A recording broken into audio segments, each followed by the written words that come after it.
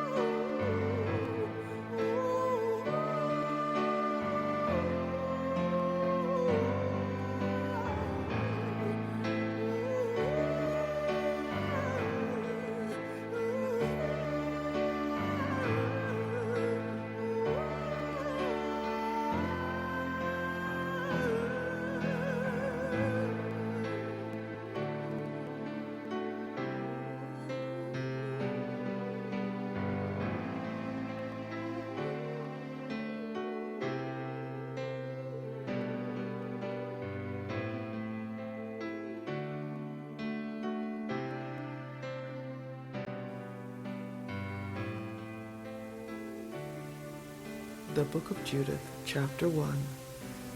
In the 12th year of the reign of Nebuchadnezzar, who reigned over the Assyrians in Nineveh, the great city.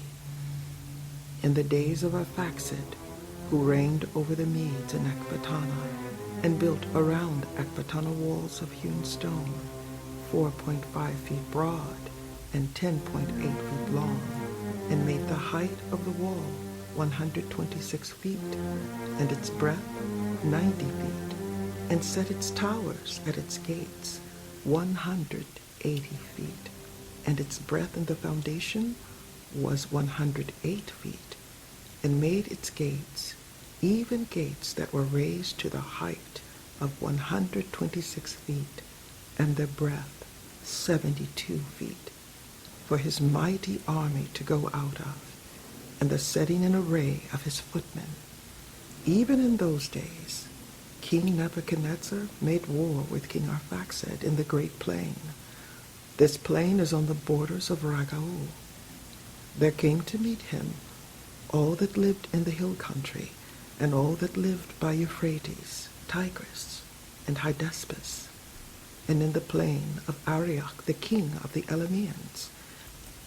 Many of the nations of the sons of Kalad assembled themselves to the battle, and Nebuchadnezzar, king of the Assyrians, sent to all who lived in Persia, and to all who lived westward, And to those who lived in Cilicia, Damascus, Libanus and Anti-Libanus, and to all who lived along the seacoast, and to those among the nations that were of Carmel, Gilead, and the higher Galilee, and the great plain of Esdraelon, and to all who were in Samaria and its cities, and beyond Jordan to Jerusalem, Bethany, Kelis, Kadesh, the river of Egypt, Typanus, Ramses, and all the land of Goshen, until you come above Tanis and Memphis, and to all that lived in Egypt, until you come to the borders of Ethiopia.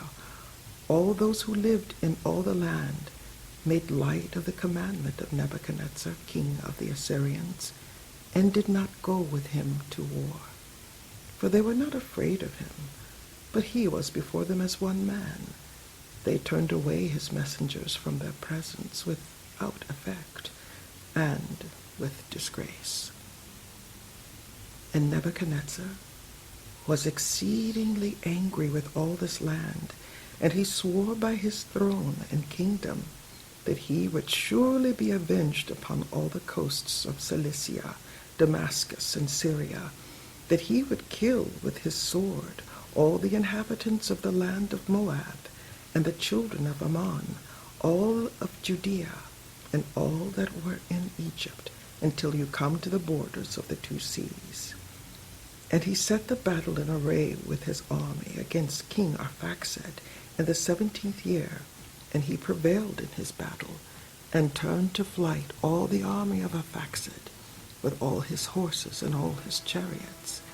He became master of his cities, and he came even to Ecbatana, and took the towers, plundered its streets, and turned its beauty into shame. He took Arphaxad in the mountains of Ragau, struck him through with his darts, and utterly destroyed him to this day. He returned with them to Nineveh, he and all his company of sundry nations, an exceedingly great multitude of men of war, and there he took his ease and banqueted, he and his army, for 120 days.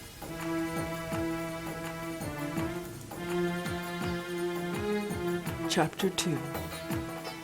In the 18th year, the 22nd day of the first month, there was talk in the house of Nebuchadnezzar, king of the Assyrians, that he should be avenged on all the land, even as he spoke. He called together all his servants and all his great men, and communicated with them his secret counsel, and concluded the afflicting of all the land out of his own mouth. They decreed to destroy all flesh which didn't follow the word of his mouth.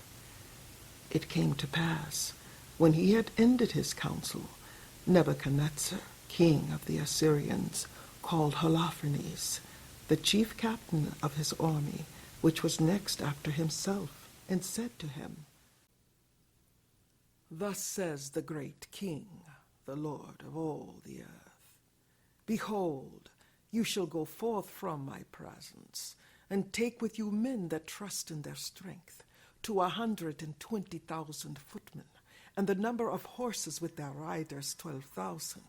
And you shall go forth against all the west country, because they disobeyed the commandment of my mouth. And you shall declare to them that they prepare earth and water, because I will go forth in my wrath against them, and will cover the whole face of the earth with the feet of my host. I will give them for a spoil to them, and their slain shall fill their valleys and brooks, and the river shall be filled with their dead till it overflow, and I will lead them captives to the utmost parts of all the earth. But you shall go forth, and take beforehand for me all their coasts, and if they will yield themselves to you, then shall you reserve them for me till the day of their reproof. But as for them that are disobedient, your eye shall not spare, but you shall give them up to be slain and to be spoiled in all your land. For as I live and by the power of my kingdom I have spoken, and I will do this with my hand. And you, moreover, shall not transgress against any of the commandments of your Lord, but you shall surely accomplish them, as I have commanded you, and you shall not defer to do them.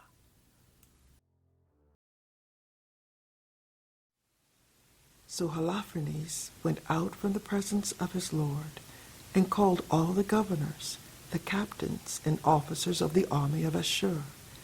He counted chosen men for the battle, as his Lord had commanded him, to 120,000, with 12,000 archers on horseback. He arranged them as a great multitude is ordered for the war. He took camels and asses and mules for their baggage, an exceedingly great multitude, and sheep and oxen and goats, without number for their provision, and great store of rations for every man, and exceedingly much gold and silver out of the king's house. He went out, he and all his army, on their journey to go before King Nebuchadnezzar, and to cover all the face of the earth westward, with their chariots, horsemen, and chosen footmen. A great company of various nations went out with them like locusts, and like the sand of this earth, for they could not be counted by reason of their multitude. And they departed out of Nineveh 3 days' journey toward the plain of Bactilieth, and encamped before Bactilieth near the mountain, which is at the left hand of the upper Cilicia. And he took all his army, his footmen, horsemen, and chariots, and went away from there into the hill country, and destroyed Put and Lud, and plundered all the children of Rasis, and the children of Ishmael, which were along the wilderness to the south of the land of the Chileans. And he went over the Euphrates, and went through Mesopotamia, and broke down all the high cities that were upon the river Arbonae, until you come to the sea. And he took possession of the borders of Cilicia, and killed all that resisted him, and came to the borders of Japheth, which was toward the south, opposite Arabia. He surrounded all the children of Midian, and set their tents on fire, and plundered their sheepfolds. He went down into the plain of Damascus in the days of wheat harvest, and set all their fields on fire, and utterly destroyed their flocks and herds, and plundered their cities, laid their plains waste, and struck all their young men with the edge of the sword. And the fear and dread of him fell upon those who lived on the seacoast, upon those who are in Sidon and Tyre, those who lived in Sur and Osina, and all who lived in Yemen, those who lived in Azotus and Ascalon feared him exceedingly. Chapter 3. And they sent to him messengers with words of peace, saying, Behold, we, the servants of Nebuchadnezzar, the great king, lie before you. Use as it is pleasing in your sight. Behold, our dwellings and all of our country, and all of our fields of wheat, and our flocks and herds, and all the sheepfolds of our tents lie before your face. Use them as it may please you. Behold, even our cities and those who dwell in them are your servants. Come and deal with them as it is good in your eyes. So the men came to Holofernes and declared to him according to these words. He came down toward the seacoast, he and his army, and set garrisons in the high cities, and took out of them chosen men for allies. They received him, they and all the country around them, with garlands and dances and timbrels. He cast down all their borders, and cut down their sacred groves. It had been given him to destroy all the gods of the land, that all the nations would worship Nebuchadnezzar only, and that all their tongues and their tribes would call upon him as God. Then he came toward Esdraelon, near to Dotaiah, which is opposite the great ridge of Judea. He encamped between Geba and Scythopolis. He was there a whole month, that he might gather together all the baggage of his army. Chapter 4. The children of Yasrael that lived in Judea heard all that Holofernes, the chief captain of Nebuchadnezzar, king of the Assyrians, had done to the nations, and how he had plundered all their temples and destroyed them utterly. They were exceedingly afraid before him, and were troubled for Jerusalem, for the temple of Yahuwah their Elohim, because they had newly come up from captivity. And all the people of Judea were recently gathered together, and the vessels, the altar, and the house was sanctified after being profaned. And they sent into every coast of Samaria, to Konae, to Beth-horon, to Bel-maim, Jericho, to Chopa, Ayesora, and to the valley of Salem. And they occupied beforehand all the tops of the high mountains, fortified the villages that were in them, stored supplies for the provision of war, for their fields were newly reaped. Joachim, the high priest, who was in those days at Jerusalem, wrote to those who lived in Beth-uliah and Beth-omesthaim, which is opposite Esdraelon, toward the plain that is near Dosaim, charging them to seize upon the ascents of the hill country, because by them was the entrance into Judea, and it was easy to stop them from approaching, since the approach was narrow, with the space for 2 men at the most. And the children of Yasrael did as Joachim the high priest had commanded them, as did the senate of all the people of Yasrael, which lived at Jerusalem. And every man of Israel cried to Elohim with great earnestness, and with great earnestness they humbled their souls, their wives, their children, their cattle, and every sojourner, hireling, and servant bought with their money put sackcloth on their loins. Every man and the woman of Yasrael, and the little children, and the inhabitants of Jerusalem fell before the temple and cast ashes upon their heads, and spread out their sackcloth before Elohim. They put sackcloth around the altar.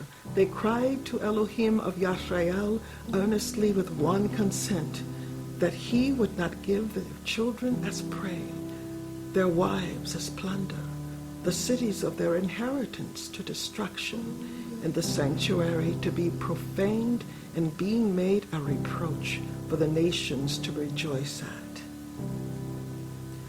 Yahuwah heard their voice and looked at their affliction. The people continued fasting many days in Judea and Jerusalem before the sanctuary of Yahuwah Almighty. And Joachim the high priest and all the priests that stood before Elohim and those who ministered to Yahuwah had their loins dressed in sackcloth, and offered the continual burnt offerings, the vows, and the free gifts of the people. They had ashes on their hats. They cried to Yahuwah with all their power, that he would look upon all the house of Yasrael for good.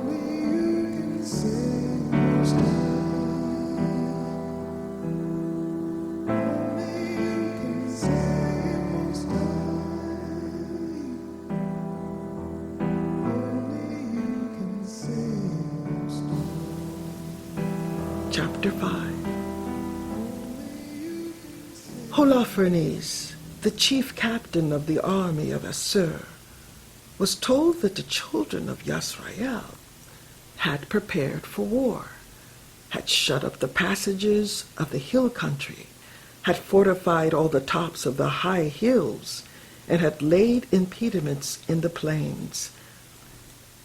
Then he was exceedingly angry, and he called all the princes of Moab, and the captains of Ammon, and all the governors of the seacoast, and said to them, "Tell me now, you sons of Canaan, who are these people who dwell in the hill country? What are their cities that they inhabit? How large is their army? Where is their power and their strength? What king is set over them to be the leader of their army? Why have they turned their backs that they should not come and meet me more than all that dwell in the west?" Then Achior, the leader of all the children of Ammon, said to him, "Let my lord now hear a word from the mouth of your servant, and I will tell you the truth concerning these people who dwell in this hill country, near to the place where you dwell. No lie will come out of the mouth of your servant. These people are descendants from the Chaldeans. They sojourned before this in Mesopotamia because they didn't want to follow the gods of their fathers, which were in the land of the Chaldeans. They departed from the way of their parents and worshipped the Elohim of heaven, the Elohim who they knew. Their parents cast them out from the face of their gods, and they fled into Mesopotamia and sojourned there many days. Then their Elohim commanded them to depart from the place where they sojourned and to go into the land of Canaan. They lived there and prospered with gold and silver and with exceedingly much cattle. Then they went down into Egypt, for a famine covered all the land of Canaan. They sojourned there until they had grown up. They became a great multitude there, so that one could not count the population of their nation. Then the king of Egypt rose up against them and dealt subtly with them and brought them low, making them labor and break, and made them slaves. They cried out to their Elohim, and he struck all the land of Egypt with incurable plagues, so the Egyptians cast them out of their sight. God dried up the sea of reeds before them, and brought them into the way of Sinai, Kadesh Barnea, and they cast out all that lived in the wilderness. They lived in the land of the Amorites, and they destroyed by their strength every one in Heshbon. Passing over Jordan, they possessed all the hill country. They cast out before them the Canaanite, the Perizzite, the Jebusite, the Shechemite, and all the Girgashites, and they lived in that country many days. And while they didn't sin before their Elohim, they prospered, because Elohim, who hates iniquity, was with them. But when they departed from the way which he appointed them, they were destroyed in many severe battles, and were led captive into the land that was not theirs. The temple of their Elohim was cast to the ground, and their cities were taken by their adversaries. And now they have returned to their Elohim, and have come up from the dispersion where they were dispersed, and have possessed Jerusalem, where their sanctuary is, and are seated in the hill country, for it was desolate. And now, my Lord and Master, if there is any error in this people, and they sin against their Elohim, we will consider what this thing is which they stumble, and we will go up and overcome them. But if there is no lawlessness in their nation, let my Lord now pass by, lest their Elohim defend them, and their Elohim before them, and we will be a reproach before all the earth. It came to pass, when Achior had finished speaking these words, all the people standing around the tent murmured. The great men of Holofernes and all that lived by the seaside and in Moab said that he should kill him, for they said, "We will not be afraid of the children of Yisrael, because, behold, they are a people that has no power nor might to make the battle strong. Therefore, now we will go up, and they will be a prey to be devoured by all of your army, Lord Holofernes." Chapter 6. And when the disturbance of the men that were around the council had ceased, Holofernes, the chief captain of the army of Assur, said to Achior and to all the children of Moab before all the people of the foreigners, "And who are you, Achior, and the hirelings of Ephraim, that you have prophesied among us as today, and have said that we should not make war with the race of Yisrael, because their Elohim will defend them? And who is God but Nebuchadnezzar? He will send out his might, and will destroy them from the face of the earth, and their Elohim will not deliver them. But we, his servants, will strike them as one man. They will not sustain the might of our horses, for with them we will burn them up.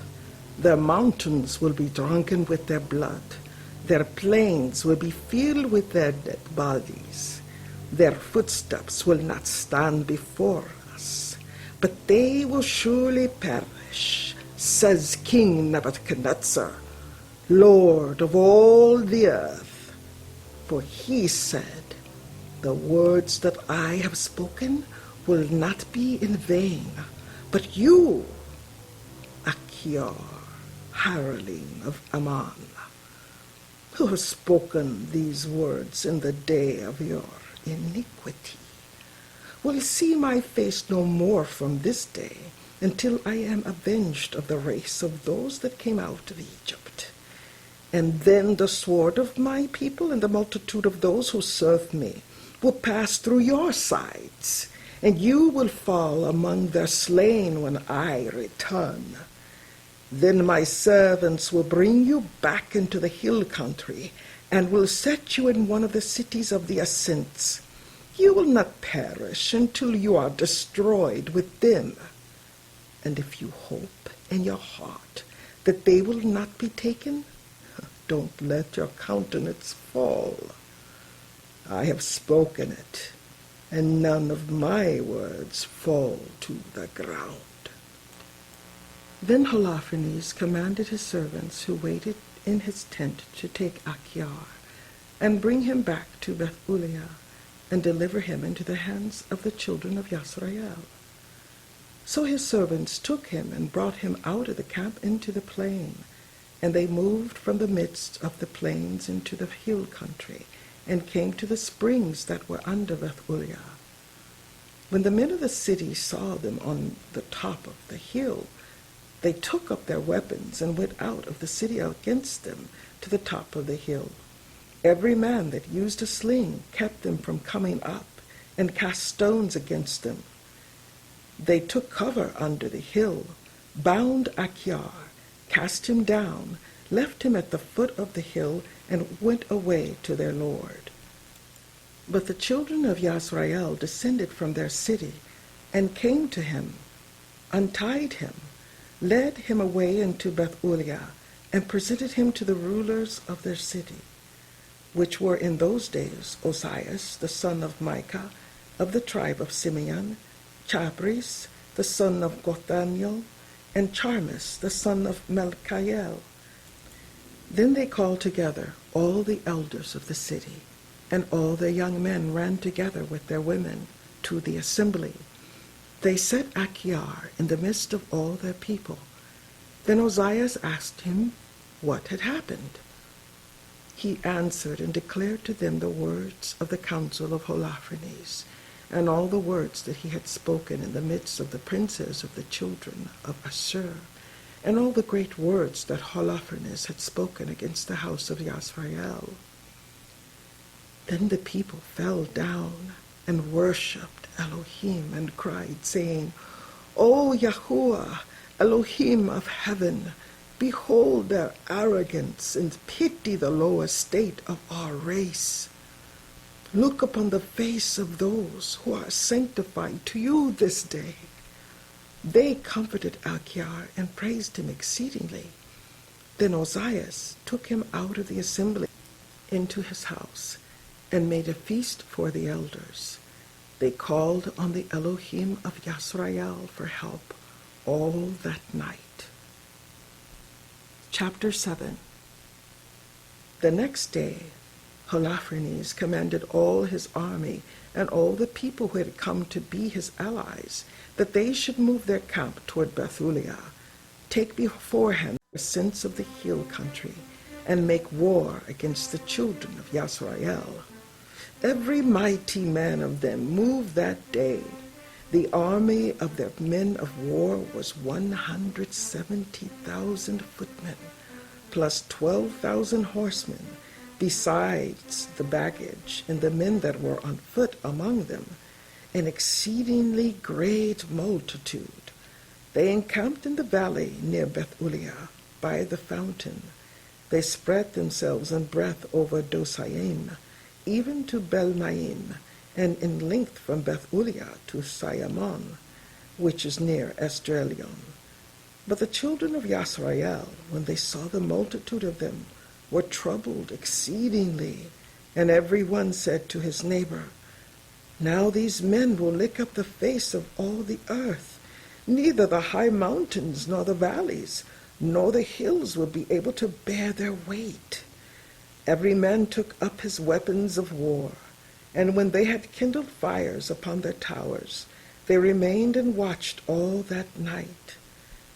But on the second day, Holofernes led out all his cavalry in the sight of the children of Yasrael, which were in Bethulia, viewed the ascents to their city, and searched out the springs of the waters, seized upon them, and set garrisons of men of war over them.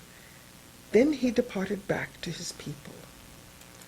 All the rulers of the children of Esau, all the leaders of the people of Moab, and the captains of the seacoast came to him and said, Let our Lord hear a word, that there be not losses in your army. For these people of the children of Yasrael do not trust in their spears, but in the height of the mountains wherein they dwell, for it is not easy to come up to the tops of their mountains. And now, my Lord, don't fight against them as men fight who join battle, and there will be not so much as one man of your people perish. Remain in your camp, and keep every man of your army safe. Let your servants go. Get possession of the water spring, which flows from the foot of the mountain, because all the inhabitants of Bethulia get their water from there. Then thirst will kill them, and they will give up their city. Then we and our people will go up to the tops of the mountains that are near, and will encamp upon them to watch that not one man gets out of the city. They will be consumed with famine, they and their wives and their children. Before the sword comes against them, they will be laid low in the streets where they dwell, and you will pay them back with evil, because they rebelled and didn't meet your face in peace. Their words were pleasing in the sight of Holofernes, and in the sight of all his servants, and he ordered them to do as they had spoken. And the army of the children of Ammon moved, and with them 5,000 of the children of Ashur, and they encamped in the valley. They seized the waters and the springs of the waters of the children of Yisrael. The children of Esau went up with the children of Ammon, and encamped in the hill country near Dosaim. They sent some of them toward the south and toward the east near Ekrabel, which is near Kasu. Then upon the brook of Makmur, the rest of the army of the Assyrians encamped in the plain and covered all the face of the land. Their tents and baggage were pitched upon it in a great crowd. They were an exceedingly great multitude.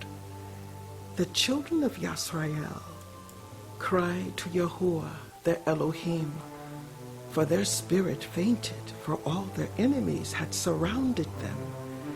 There was no way to escape out from among them. All the army of Ashur remained around them, their footmen and their chariots and their horsemen, 34 days. And all their vessels of water ran dry for all the inhabitants of Bethulia. The cisterns were emptied, and they had no water to drink their fill for one day, for they rationed drink by a measure. Their young children were discouraged.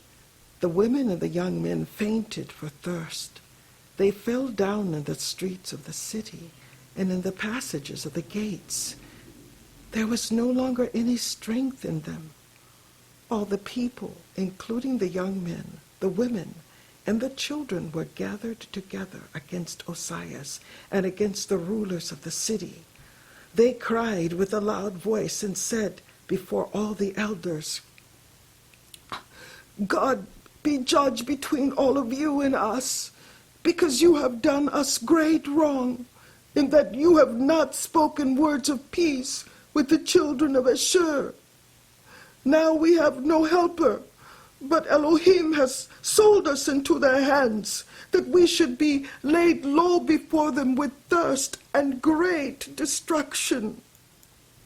And now summon them and deliver up the whole city as prey to the people of Holofernes and to all his army.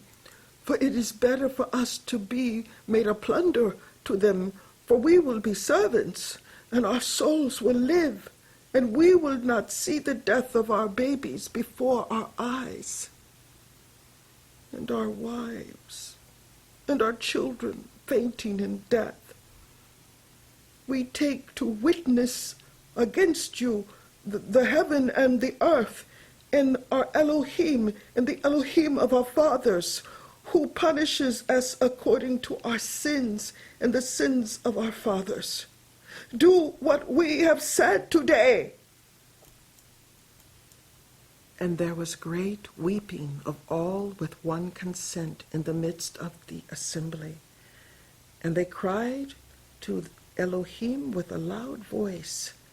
And Osias said to them, Brethren, be of good courage. Let us endure 5 more days, during which Yahuwah, our Elohim, will turn his mercy toward us. For he will not forsake us utterly. But if these days pass and no help comes to us, I will do what you say. Then he dispersed the people, every man to his own camp, and they went away to the walls and towers of their city. He sent the women and children into their houses. They were brought very low in the city. This concludes part 1 of the reading of the book of Judith. All praises to the Most High. Thank everyone for tuning in. Please be on the lookout for part 2 and the exciting conclusion of the book of Judith. Thank you again. Shalom.